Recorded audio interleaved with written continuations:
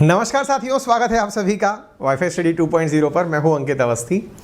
असल में इन दिनों देश की राजनीति के अंदर राजनेताओं को अर्थशास्त्र का कुछ ज़्यादा ही ज्ञान हो गया है। फिर चाहे हमारे देश के वित्त मंत्री ही ले लीजिए, हाल ही में उन्होंने भी कुछ ऐसा ही बयान दिया था और कहा था कि रुपया गिर नहीं रहा है, डॉलर मजबूत हो रहा है। ये बिल्कुल वैसे ही हुआ जैसे टाइटैनिक मूवी के अंदर कोई देख करके ये कहे कि टाइटैनिक डूबा नहीं था, बल्कि समंदर का पानी उसके ऊपर चढ़ गया था। ये बिल्कुल वैसा ही था जैसे अडानी अपने बारे में कहे कि भाई मैं अमीर नहीं हूँ, आप ही लोग गरीब हैं। राजनेताओं का अर्थशास्त्र का नॉलेज कम नहीं है। बिल्कुल वैसे ही कि भाई मैं दुखी नहीं हूँ, आप लोग ही कुछ ज़्यादा खुश हो रहे हैं। ये बिल्कुल वैसे ही है कि हम लोगों ने मैच नहीं हारा है, अपोजिशन टीम जीत गई है। राजनेताओं के आर्थिक ज्ञान को अगर थोड़ा हम और आगे बढ़ाएं तो वर्तमान में नाम आ चुका है केजरीवाल जी का।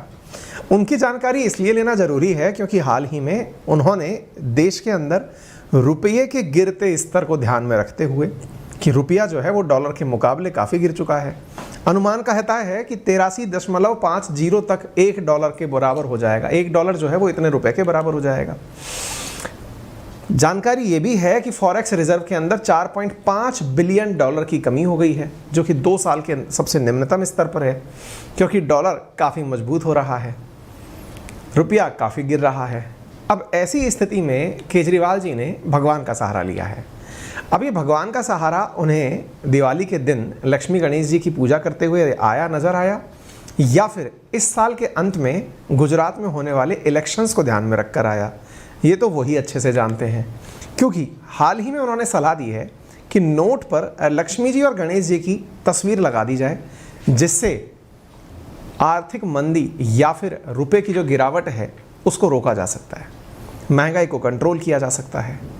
एक ऐसा व्यक्ति जो IIT से पढ़ा हुआ है, एक ऐसा व्यक्ति जो देश के सबसे टफ एग्ज़ाम IAS को पास करके भारतीय वित्त सेवा में IRS में जो जा चुका है, आज दिल्ली का मुख्यमंत्री है, अगर वो ऐसे सवाल करता है या ऐसी कोई बात बोलता है तो आप और मेरे बीच तो ये सवाल बनेगा ही, ये कोई तार्किक, क्या किसी प्रकार के तर्क के साथ कोई प्रोग्रेसिव थॉट है, या फिर हिंदू वोटों को साधने के लिए, जो कि गुजरात में इस साल के दिसंबर में होने वाले हैं, प्रोबेबली दिसंबर में होने वाले हैं, उनके लिए कोई चुनावी स्टंट है। चलिए चर्चा विस्तार से करते हैं। जिस तरह से आप इस समय न्यूज़ की कवरेज देख रहे हैं, उन कवरेज को देखकर आप यहाँ देख सकते हैं कि केजरीवाल जी के द्वारा हाल ही में केंद्र से कहा गया है कि आप भगवान श्री गणेश जी और लक्ष्मी जी की तस्वीरें लगाइए। हर जगह सुर्खियों में है केजरीवाल जी। ऐसा लगाने से रुपये को बचाया जा सकता है। आप जैसा जानते हैं, आपको पता है कि वर्तमान में रुपये के ऊपर गांधी जी की तस्वीर आती है। इनका कहना है गांधी जी को अपनी जगह रखिए, दूसरी जगह जो है ना वहाँ पर भगवान लगा दीजिए। एज़ यूजुअल जैसा मेरा आपसे कमिटमेंट रहा है कि मैं आपको एक इशू के साथ साथ 2 करंट के क्वेश्चंस भी जो दिन भर में चर्चा में हैं वो भी डिस्कस करूंगा। तो उसकी शुरुआत में पहला सवाल आपसे है कि हाल ही में जॉर्जिया मेलोनी ने किस देश की पहली महिला और 31वीं प्रधानमंत्री के रूप में शपथ ली है? आप बता सकते हैं कमेंट के अंदर। जवाब सेशन के अंत में मैं आपसे साझा करूंगा। इसके अलावा दूसरा सवाल है, कर्नाटक सरकार ने घोषणा की है कि प्रतिष्ठित कर्नाटक रत्न पुरस्कार पुनीत राजकुमार को मरणोपरांत प्रदान किया जाएगा। पुनीत राजकुमार किस पेशे से संबंधित थे? आप कमेंट बॉक्स में अपना जवाब दे सकते हैं। सेशन के अंत में मैं इसके बारे में चर्चा करूंगा।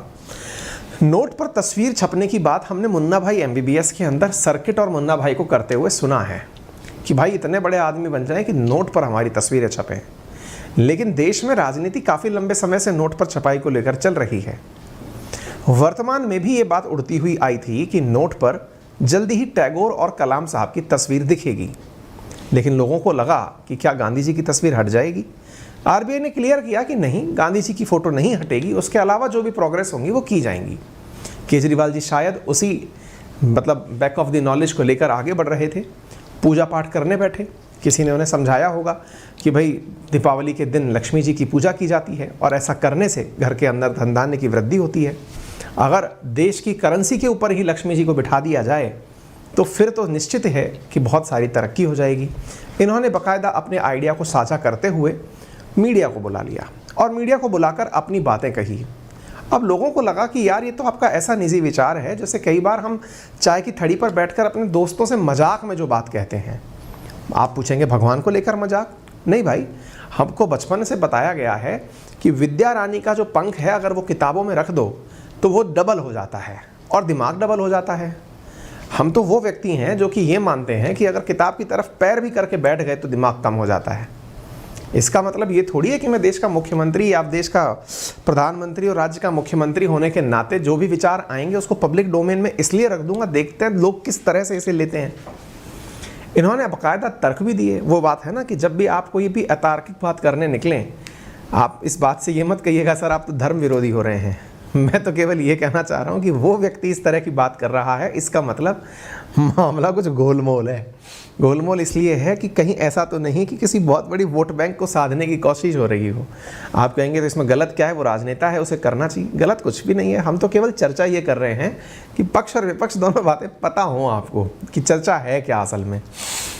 अगर केजरीवाल जी ऐसी बात बोल रहे हैं तो इन्होंने तर्क भी दिए हैं साहब। तर्क में इन्होंने कहा इंडोनेशिया का उदाहरण।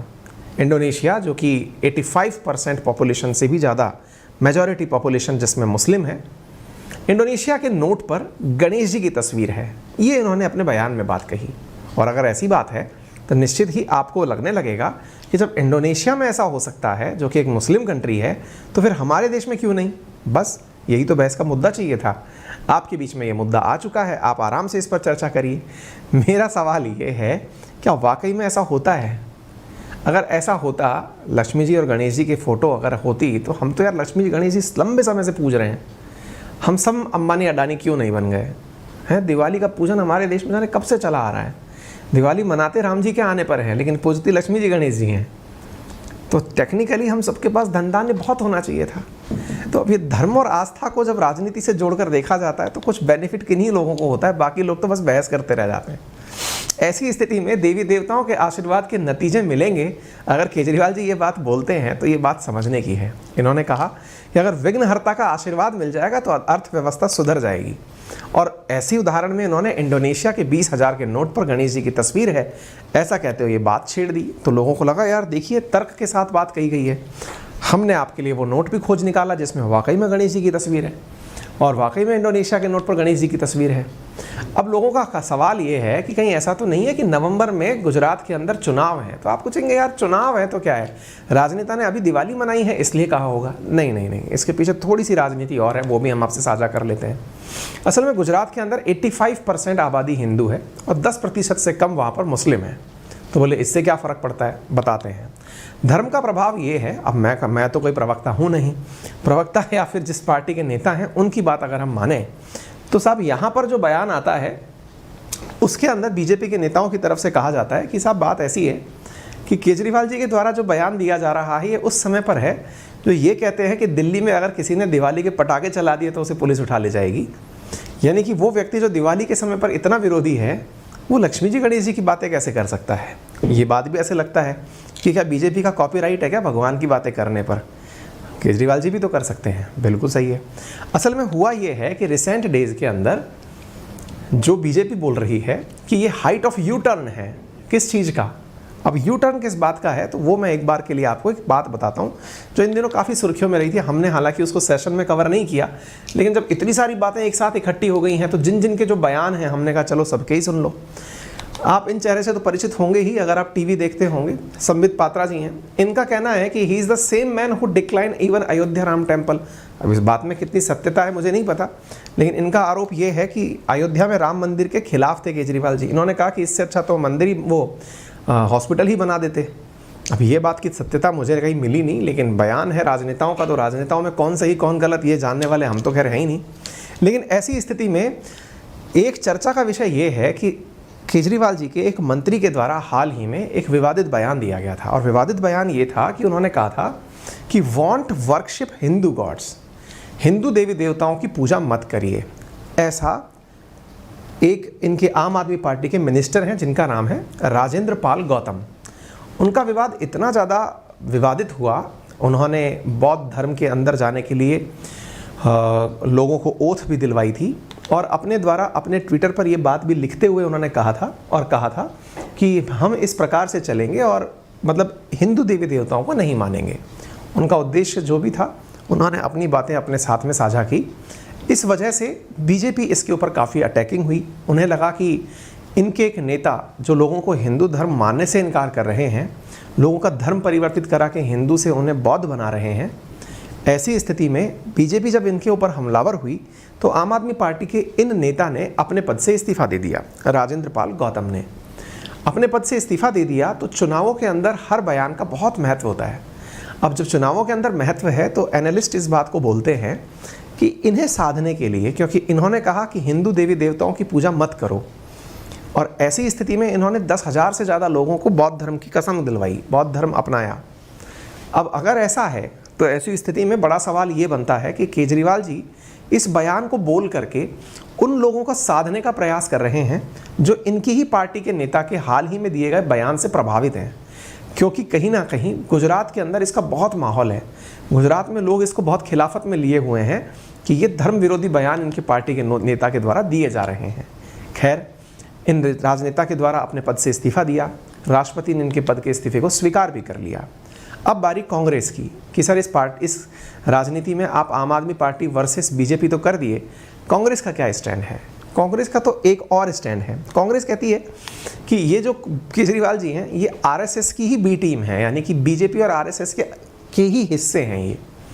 और ये जो है ना, ये ऐसे व्यक्ति हैं ये इनकी माता जी हुआ करती थी शीला दीक्षित, जो कि बहुत ही बड़ी, बहुत ही शानदार, मतलब दिल्ली के लिए काम करने वाली। मैं मतलब दिल्ली को अगर जितना समझता हूँ, उन्होंने ज़बरदस्त काम किया था। तो ऐसी स्थिति में ये जो है, ये कहते हैं संदीप दीक्षित जी, इनका कहना है कि ये वो व्यक्ति हैं केजरीवाल कि अगर ये पाकिस्तान जाएंगे तो वहाँ जाकर के भी कह सकते हैं कि मैं पाकिस्तानी हूँ। तो इनकी बात पर ज़्यादा ट्रस्ट करने की ज़रूरत नहीं है। यानी कि कांग्रेस काफ़ी ज़्यादा खफा है। वो भी क्यों ना, पहले इन्हीं के साथ, इन्हीं के खिलाफ चुनाव में उतरे, इन्हीं के खिलाफ जीते, इनके ही साथ में फिर सरकार बना लेते हैं, फिर इनको हटा देते हैं, फिर अलग से इंडिपेंडेंट सरकार बना लेते हैं, पंजाब जैसा राज्य इनके पास से छीन लेते हैं। कांग्रेस का तो खफा होने का बड़ा कारण है। बात करते हैं इंडोनेशिया की। इंडोनेशिया को अगर आप मैप पर देखें तो भारत के पूर्व और दक्षिण की तरफ अगर आप चलें तो आपको इंडोनेशिया एक आइलैंड कंट्री की तरह दिखाई देता है। स्टेट ऑफ मलक्का यहाँ पर आपको ये दिखाई पड़ता है। अब इंडोनेशिया के बारे में जब हमने इतनी बातें करी ली हैं तो आज के सेशन में थोड़ी सी तार्किक बातें हम कर लें। तार्किक बात ये है कि क्या है इंडोनेशिया की कहानी, क्या वाकई में वहाँ हिंदू देवी देवताओं की तस्वीरें हैं। नंबर दूसरा कि क्या वाकई में किसी नोट के ऊपर किसी की तस्वीर छपना इतना आसान है? क्या देवी देवताओं की तस्वीरें लगाई जा सकती हैं? क्या भारत जैसे सेक्युलर राष्ट्र के अंदर, जहां देश कहता है कि हम सेक्युलर हैं, किसी एक देवता को प्रमोट किया जा सकता है? ये सारी बातें अब यहाँ से आगे के सेशन में कर लेते हैं।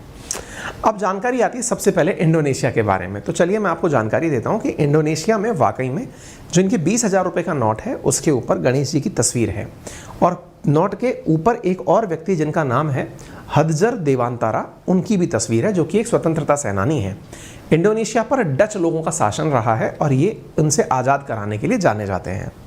कहा जाता है कि इंडोनेशिया के जो पूर्वज हुआ करते थे वो हिंदू हुआ करते थे। गणेश जी की तस्वीर के पीछे की जो कहानी यहाँ बताई जाती है वो ये है, जो कि कोरा पर प्रेजेंट थी। इसके बारे में कोई भी तार्किक या फिर वही कोई लिखी हुई रिटर्न कहीं लाइन नहीं है, वो मैं आपको बताऊंगा। लेकिन तस्वीर में एक तरफ पढ़ते हुए बच्चे भी हैं। जानकारी के अंदर ये बताया जाता है कि जो इंडोनेशिया है वो हिंदू धर्म का काफ़ी प्रभाव यहाँ पर देखने को मिलता है। इंडोनेशिया में जगह जगह हिंदू देवी देवताओं की तस्वीरें लगी हैं।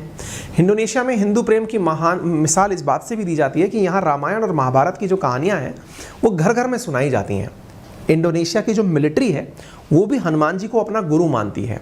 एज ए मस्कट उनको अपने आगे लगाकर चलती है। इनके जो टूरिज्म का लोगो है उसमें भी हिंदू प्राचीन कथा कहानियों का पूरा समावेश देखने को मिलता है। यहाँ आज भी रामलीला और रासलीला होती हैं। यहाँ के टूरिज्म डिपार्टमेंट के अंदर इस प्रकार से गणेश जी की तस्वीर लगी हुई है। इसी प्रकार से इंस्टीट्यूट टेक्नोलॉजी जो इनका है उसके अंदर भी इस प्रकार की तस्वीर लगी हुई है। नोट पर गणेश जी की तस्वीर के पीछे कहा जाता है कि 1997 में ऐसे ही, जैसे अभी रुपये का भाव गिरता जा रहा है, ऐसे ही उस समय दुनिया के हर देश की करेंसी डिवैल्यूएट हो रही थी। उस समय डिवैल्यूएशन को इंडोनेशिया ने फील नहीं किया, यानी इंडोनेशिया की जो करेंसी है वो डिवैल्यूएट नहीं हुई थी, बाकी लगभग सारी करेंसीज गिर रही थी। ऐसी स्थिति में वहाँ के एक वित्त मंत्री ने कहा कि गणेश जी की तस्वीर अगर लगा दी जाए तो वो करेंसी नहीं गिरेगी। और तब से इन लोगों का ये विश्वास बन गया कि मुद्रा का जो अवमूल्यन है, यानी जिस प्रकार से आज रुपया डॉलर के सामने गिरा जा रहा है, इंडोनेशिया का ना गिरने के पीछे बड़ा कारण यह है कि वहाँ गणेश जी की तस्वीर है। केजरीवाल जी ने इसी को अपने लिए एज ए रेफरेंस यूज़ किया है। बात करते हैं कि वाकई में तस्वीरों के ऊपर कौन लेकर आता है या फिर नोट के ऊपर तस्वीरें कौन लेकर आता है, तो आरबीआई का एक्ट लेकर आता है। आरबीआई के एक्ट के सेक्शन 22 के अंदर ये बात मेंशन है कि बैंक नोट कैसे होंगे ये आरबीआई डिसाइड करेगी। सेक्शन 25 कहता है कि design, form and material of the bank note shall be such as may be approved by the central government after consideration of recommendation made by the central board of RBI। RBI का central board जैसी बातें करेगा वैसे ही RBI के note होंगे, लेकिन central bank मतलब सरकार से भी इसका डिस्कशन किया जाना जरूरी होता है।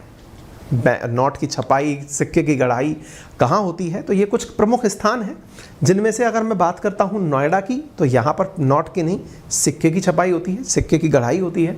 सालबनी, कोलकाता, इन दोनों के अंदर सालबनी में नोट छपता है, कोलकाता के अंदर मिंटिंग है। ऐसे ही हैदराबाद के अंदर मिंटिंग है, मैसूर के अंदर नोट की छपाई होती है, मुंबई में मिंट प्रेस है मासिक, और देवास के अंदर नोट की छपाई होती है। अब सवाल करते हैं कि निर्मला सीतारमण जी ने शुरुआत में, जैसे मैंने आपके बयानों में कहा कि राजनेताओं का अर्थशास्त्र को लेकर कुछ ज़्यादा ही ज्ञान है, हम लोग शायद थोड़े कम ज्ञानी रह गए तभी पीछे हैं, वो लोग इतने आगे आगे हैं, कोई वित्त मंत्री हैं, कोई मुख्यमंत्री हैं। अब वित्त मंत्री का बयान था कि रुपया गिर नहीं रहा है, डॉलर मजबूत हो रहा है। इस बात को भी लोगों ने बैक कर दिया, यानी कि कहा कि हाँ मैडम सही तो कह रही हैं, रुपया गिर थोड़ी रहा है, टाइटेनिक डूबा थोड़ी था, वो तो समुंदर उसके ऊपर आ गया था, है ना। तो ऐसी स्थिति में इस बात को भी थोड़ा सा जानने का प्रयास करते हैं कि किस प्रकार से इस बात को डिफेंड किया गया कि डॉलर गिरा नहीं, मतलब रुपया गिरा नहीं, डॉलर मजबूत हुआ। आइए मैं बताता हूँ। देखिए रिसेंट टाइम में आप सबको ये चीज़ें तो अच्छे से मालूम है कि हमारे यहाँ पे फॉरेक्स गिर रहा है, रुपया गिर रहा है, डॉलर मजबूत हो रहा है। ये क्या कहानी है मैं आपको बताता हूँ। असल में ये आपको पता होना चाहिए कि दुनिया की जितना भी व्यापार होता है एक देश से दूसरे देश के बीच में, उसका 40% तक पेमेंट डॉलर में होता है। और ये सब आप अच्छे से जानते हैं कि जब से रशिया यूक्रेन क्राइसिस हुआ है, रशिया के ऊपर सैंक्शंस लगने लगे हैं, व्यापार के क्षेत्र थोड़े सीमित हो गए हैं। यानी जैसे व्यापार खुलकर पहले हुआ करता था, अब वो रेस्ट्रिक्टिव प्रकार का होने लगा है। लोगों को चाइना और रशिया के ऊपर विश्वास कम होने लगा है, क्योंकि ये सैंक्शंस कभी भी इनके ऊपर लग सकते हैं। ऐसी स्थिति में ओवर डिपेंडेंसी डॉलर के ऊपर आने लगी है। यही कारण है कि दुनिया भर के देशों की जो करेंसी है वो डॉलर के मुकाबले गिर रही है। अगर मैं हालात की बात करूं तो डॉलर के मुकाबले भारत का जो हाल है वो तो गिरा है सो गिरा है। इस समय पाकिस्तान का रुपया भी 26.17% टूटा है। ब्रिटिश पाउंड भी 20.9% डॉलर के मुकाबले टूटा है। जापान की जो मुद्रा है वो भी 20.09% टूटी है। यूरोप की जो करेंसी है वो 14.9% टूटी है। चाइना की मुद्रा 11.1% टूटी है, क्योंकि अल्टीमेटली क्या है ना कि मैक्सिमम लोग डॉलर पर डिपेंडेंट हो गए हैं। लोगों का कहना है कि इंडिया की करेंसी तुलनात्मक रूप से इतनी भी नहीं गिरी जितनी दुनिया भर की गिर रही है। गिर तो रही है। सरकार इससे बचने के लिए क्या कर रही है? सरकार इससे बचने के लिए अपने इंपोर्ट बिलों को सुधार रही है। उदाहरण के लिए जो हम गोल्ड इंपोर्ट करते हैं उसके अंदर कटौती करने के लिए हमने उसके ऊपर इंपोर्ट बिल लगा दिया है। हमने तेल जहां से परचेज करना था उसका सोर्स रशिया को बना लिया है। यही कारण है कि रशिया हमारा सेकंड लार्जेस्ट प्रोवाइडर हो गया है ऑयल, मतलब गैस का, ऑयल एंड गैस का। इसी प्रकार से सरकार ने जो इंपोर्ट ड्यूटी है वो 7.5% से 12.5% बढ़ा दी है गोल्ड के ऊपर, ताकि गोल्ड खरीदने के बाद पेमेंट डॉलर में ना करना पड़े। तो डॉलर को रोकने के हम जो प्रयास कर सकते हैं तेल और गोल्ड के ऊपर वो हमने किए हैं। दुनिया भी परेशान है। दुनिया ने परेशान होने के नाम पर क्या किया? जैसा आरबीआई ने किया। आरबीआई ने अपने फॉरेक्स को बचाने के लिए मार्केट में डॉलर निकाले हैं। एग्जैक्टली वैसे ही चाइनीज बैंक ने भी, अगर आप ये खबर उठा के देखें अक्टूबर 26 की, तो चाइना की सरकार भी अपने डॉलर्स बेच रही है ताकि अपनी करेंसी युआन को स्टेबल कर सके। जापान ने भी 37 बिलियन डॉलर जो है वो हाल ही में येन को स्टेबल करने के लिए मार्केट में लॉन्च किए हैं। इसका अर्थ ये हुआ डॉलर अगर मार्केट में इजीली अवेलेबल होगा तो महंगा नहीं होगा।